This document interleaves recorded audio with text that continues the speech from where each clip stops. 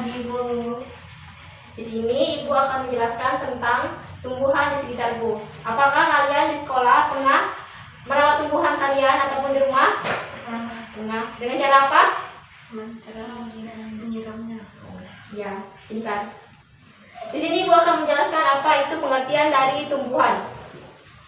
Tumbuhan merupakan salah satu jenis sumber daya manusia, sumber daya alam yang dimanfaatkan oleh manusia, di mana manusia dapat mendapatkan bahan makanan pokok dari tumbuhan tersebut. Manusia membuat rumah dari kayu seperti pepohonan. Manusia juga membuat pakaian dari tumbuhan kapas. Selanjutnya yaitu tumbuhan tidak hanya dimanfaatkan, namun juga bisa dirawat dan dilestarikan agar dapat digunakan oleh makhluk hidup. Dan di sini juga Ibu akan menjelaskan apa saja manfaat-manfaat dari tumbuhan. Yang pertama yaitu dari bahan pangan. Pasti teman-teman masih ingat kan apa saja contoh makanan pokok dari yang dikonsumsi oleh seluruh dunia ini?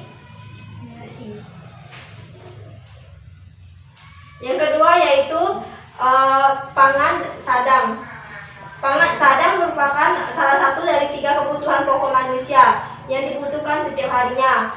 Sebagian besar dari bahan baku pembuatan pakaian adalah katun yang berasal dari serat kapas, dan serat kapas ini didapatkan dari kapas yang dipanen dan dikumpulkan terlebih dahulu untuk dipital menjadi benang.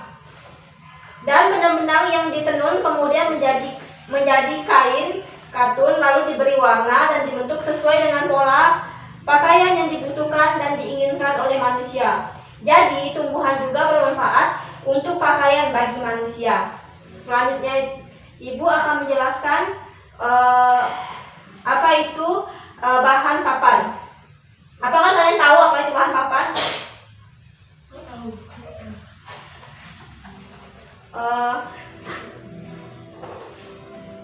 Meskipun di saat ini kebanyakan bangunan terbuat dari batu atau semen, pasti tahu kan batu atau semen? Namun kayu dan tumbuhan masih banyak digunakan untuk membuat kelengkapan rumah. Masih ada sebagian orang yang menggunakan kayu untuk membangun rumah idaman mereka. Apakah kalian pernah lihat nonton di YouTube rumah yang kayu-kayu seperti itu? Pernah. Oke, kayu ini berasal dari pepohonan yang sudah ditebang sehingga tidak menimbulkan penggundulan hutan. Jadi kayu-kayu juga digunakan untuk kebutuhan furnitur, kerangka rumah dan sebagainya. Jadi tumbuhan dimanfaatkan oleh kebutuhan pakan juga. Selanjutnya Ibu akan menjelaskan tentang sumber oksigen. Di sini sumber oksigen itu dijelaskan bahwa ketika berada di lingkungan yang segar, seperti misalnya pasti di sekolah kalian ada skala tumbuhan, bunga seperti itu ya. Ada. Jadi tumbuhan tersebut banyak daripada misalnya itu kayak tempat tumbuhan tersebut bukan hanya di lingkungan sekolah saja, melainkan kita bisa merawatnya di rumah juga kan. Jadi tumbuhan yang dilakukan proses fotosintesis tersebut akan menghasilkan oksigen dari lingkungan tersebut. Dengan adanya oksigen dari tumbuhan inilah kita bisa merasakan lingkungan yang segar dan asri.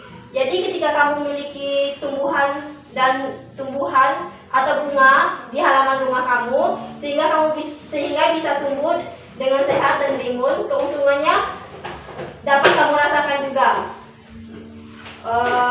Hanya inilah materi yang dapat Ibu sampaikan. Apakah ada yang bertanya? Tidak ya.